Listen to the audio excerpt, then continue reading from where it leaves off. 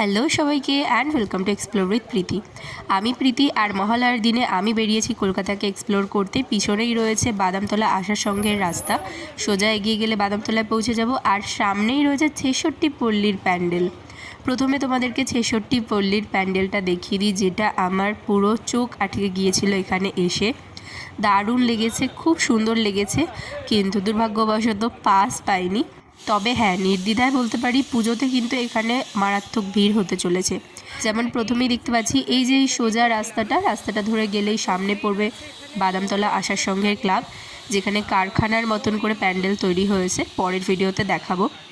আর এখানে একটা লম্বা করে কিছু একটা মোড়া টাইপের করা রয়েছে, কি করা হয়েছে জানি না, তবে এর গায়ে যে আর্টগুলো রয়েছে মানে মারাত্মক, ভালো বললেও কম হবে। আমি যেখানেই আর্ট দেখি আমার চোখ সেখানেই আটকে যায়।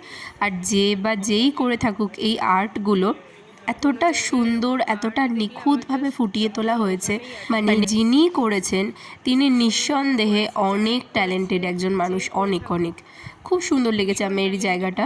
যারা আর্ট ভালোবাসো, আমি জানি প্রত্যেকেরই এই জায়গাটা ভীষণ ভালো লাগবে, একদম চোখ আটকে যাওয়ার মতো এক একটা তুলির স্ট্রোক। আমি এত সুন্দর একদমই পারি না, এত সুন্দর গিয়ে ধারে কাছেও আমি আঁকতে পারি না।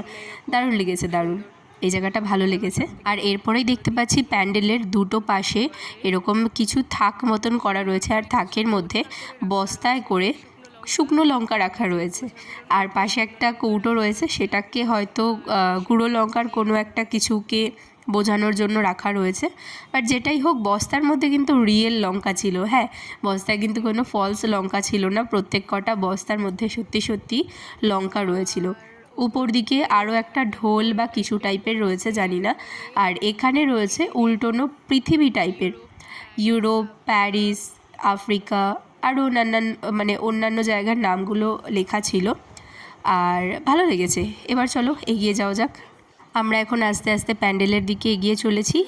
এখানেও খুব সুন্দরভাবে দুটো দেওয়ালে আর্ট করা রয়েছে।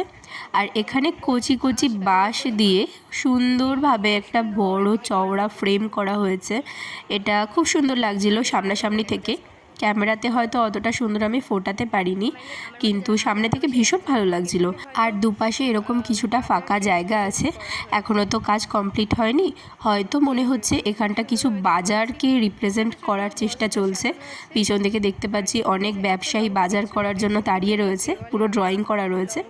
আর ছোট বস্তা রয়েছে, বস্তার মধ্যে লঙ্কা, হলুদ, তেজপাতা, দারুচিনি আরও অনেক কিছু রাখা ছিল। প্লাস হচ্ছে যে দেওয়ালেও আঁকা রয়েছে, তোমরা দেখতে পাচ্ছ যতটা হাইটের লঙ্কা, দারুচিনি এগুলো দেখা যাচ্ছে, আসলে কিন্তু ওইগুলো দেওয়ালে আঁকা রয়েছে। বস্তাতেও রয়েছে, তবে অতটা পরিমাণে নেই। ঠিক অপোজিটেও এখানটা একটা বাজারের মতন করা রয়েছে। আমার যতদূর মনে হলো এখানে যে ফাঁকা জায়গাটা আছে ওখানে হয়তো কিছু পুতুল বসানো হবে। যাই হোক, এখানে উপরটা দেখো, যেটা তো আমি খেয়ালই করিনি, জাস্ট ওয়াও লাগছিল। উপর দিকে পুরো সিলিংটা সত্যিকারের তেজপাতা আর শুকনো লঙ্কা দিয়ে করা, মাঝখানটা তেজপাতা দেওয়া, দুপাশে শুকনো লঙ্কা দেওয়া। আর এটা দুপাশেই রয়েছে সিলিংয়ে, মানে একদম আসল তেজপাতা, যেটা আমি খেয়াল করিনি। প্যান্ডেলের যত গভীরে ঢুকছি, শিল্পীদের নিখুঁত হাতের নিদর্শনগুলো আরও যেন চোখের সামনে ফুটে উঠছে। উপরে দেখো উল্টোনো একটা শিল রাখা রয়েছে, আর চারিপাশের প্রত্যেক কটা দেওয়ালে, প্রত্যেক কটা কোণে এত সুন্দর নিখুঁতভাবে মানে হাতের কাজগুলো করা রয়েছে, ড্রয়িংগুলো করা রয়েছে। দারুণ লেগেছে, খুব ভালো লেগেছে। তেজপাতা দিয়ে করা। উপর দিকে কাঁচের শিশির বয়াম উল্টো করে রেখে তার মধ্যে কিছু শুকনো লঙ্কা, তেজপাতা, আরও কিছু জিনিস ভরা আছে। ওই প্রত্যেকটা বয়াম উল্টো করে রেখে জায়গাটা করা হয়েছে।